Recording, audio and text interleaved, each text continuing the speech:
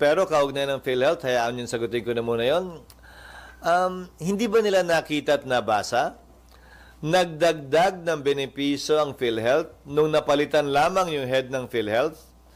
In-increase yung coverage sa iba't ibang ospital.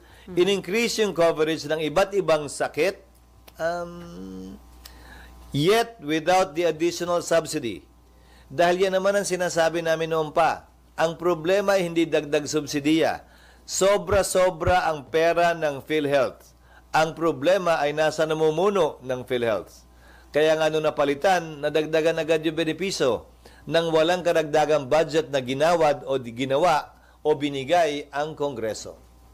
So sir, you're confident naman na ma-uphold yung constitutionality ng lahat ng provision ng 2025 budget?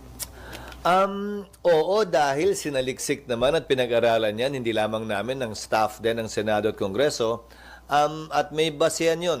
Isang bagay na lamang naman na narinig ko nirereklamo nila sa PhilHealth.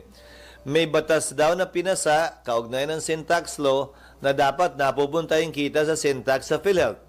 Hindi daw namin sinunod yun. Baka nakakalimutan nila ang General Appropriations Act ay batas din. At may kapangyarihan ng Kongreso mag-amyenda ng mga naunang batas. Previous Congresses, including this Congress, cannot pass an irrepealable law.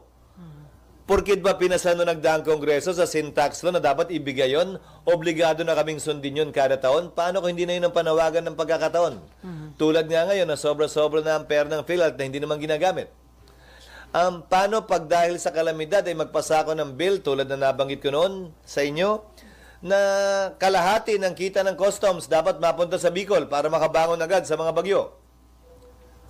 Kahit na ba wala ng bagyo, hindi na binabagyo ang lalawigan, ang rehiyon ng Bicol, susundin pa rin yun ng mga susunod na Kongreso. Sa lahat ng budget, 10, 20, 30, 50 years from now, may kapangyarihan ng Kongreso baguhin ang mga naunang batas na pinasa ng Kongreso at hindi pwedeng itali ang kamay ng mga Kongreso in the future ng kasalukuyan o nagdaang Kongreso.